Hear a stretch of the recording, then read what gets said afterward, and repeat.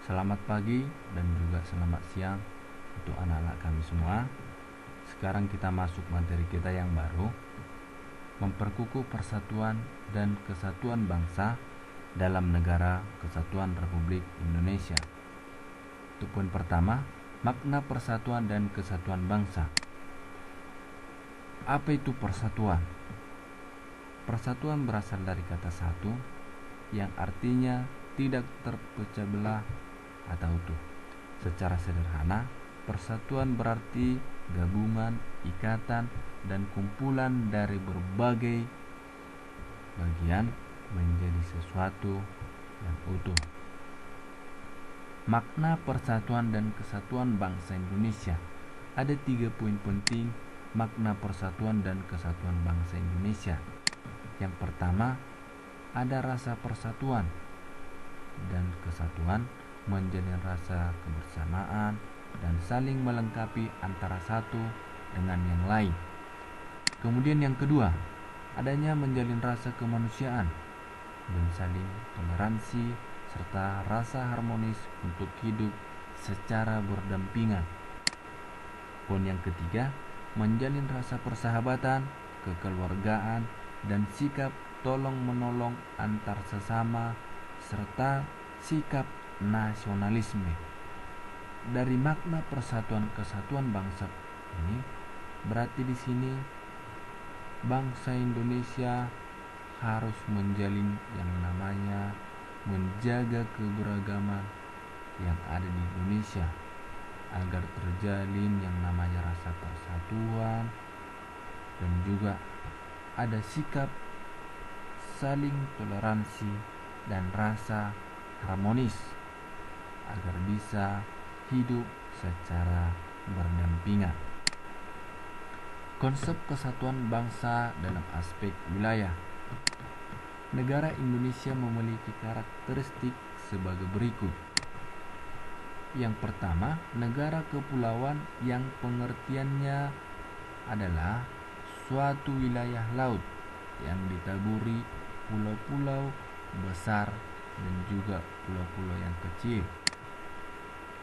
Yang kedua, konsep utamanya adalah manunggalnya wilayah laut, darat, dengan wilayah udara.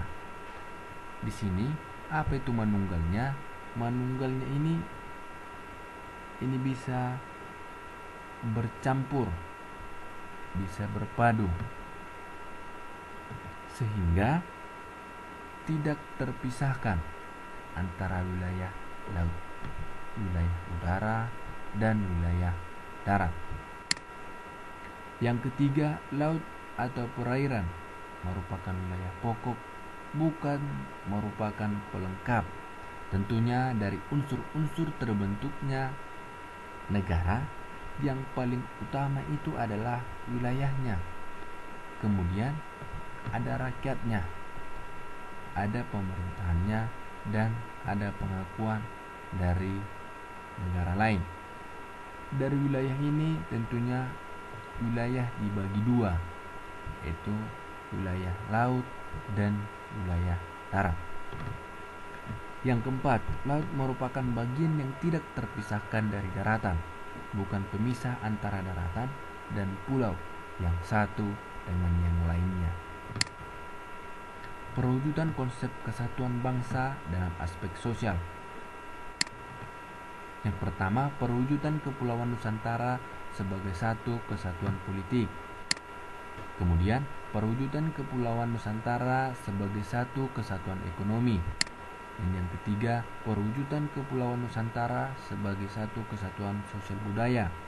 Yang terakhir, perwujudan pertahanan dan keamanan Kepulauan Nusantara sebagai satu kesatuan.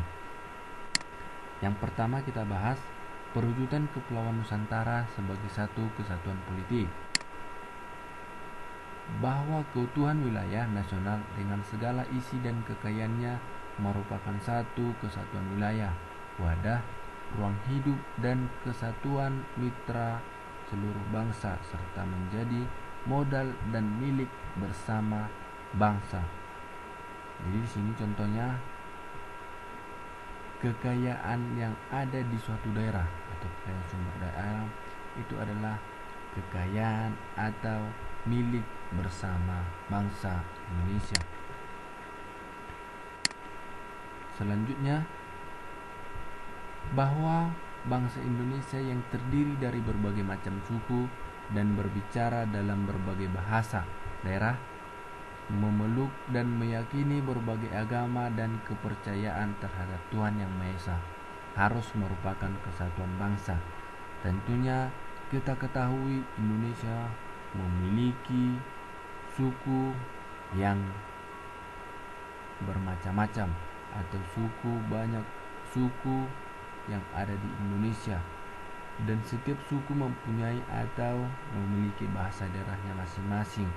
Tetapi bangsa Indonesia disatukan ke dalam bahasa nasional, yaitu yang kita pakai bahasa Indonesia, dan bahasa daerah ini juga harus diakui dan juga harus dihormati oleh setiap daerah masing-masing, dan setiap daerah dan juga masyarakat bebas memeluk kepercayaan atau memeluk agamanya sendiri. Yang bagian C-nya, bahwa Pancasila adalah satu-satunya falsafah serta ideologi bangsa. Tentunya kita mengetahui bahwa ideologi itu Pancasila itu dijadikan sebagai ideologi, baik itu falsafah yang membimbing dan juga mengarahkan bangsa menuju tujuan bersama, dan nilai-nilai Pancasila ini kita jadikan sebagai acuan dalam menjalankan kehidupan berbangsa dan bernegara. Yang kedua, perwujudan Kepulauan Nusantara sebagai satu kesatuan ekonomi. Bahwa kekayaan wilayah Nusantara, baik itu potensi maupun efektif, adalah modal dan milik bersama bangsa, dan keperluan hidup sehari-hari harus tersedia merata di seluruh wilayah tanah air. Tingkat perekonomian di seluruh wilayah Nusantara merupakan satu kesatuan ekonomi yang diselenggarakan sebagai usaha bersama berdasarkan asas kekeluargaan dan ditujukan bagi kemakmuran rakyat.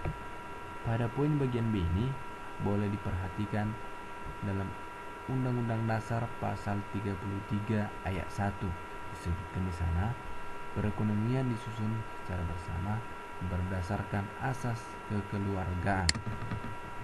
Yang ketiga, perwujudan Kepulauan Nusantara sebagai satu kesatuan sosial budaya. Bagian A-nya, bahwa masyarakat Indonesia adalah satu. Kehidupan bangsa harus merupakan kehidupan yang serasi dengan tingkat kemajuan masyarakat yang sama, merata,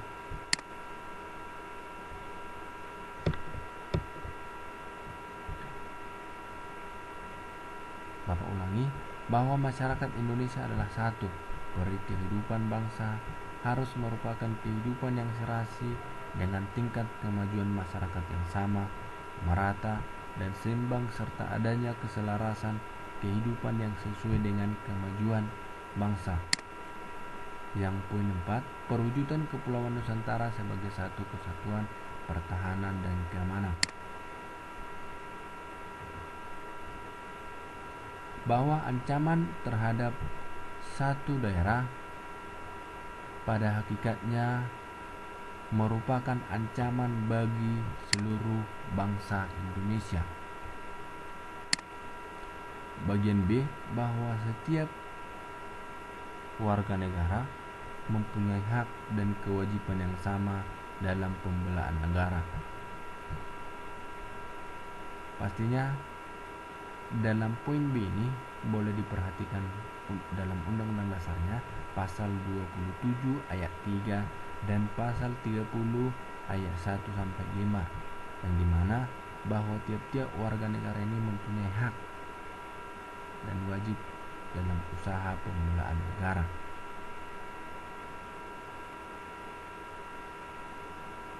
Sekian untuk pertemuan kita pada hari ini. Jika ada pertanyaan dari anak didik kami persilahkan. Sekian untuk pertemuan kita hari ini. selamat pagi, dan selamat siang.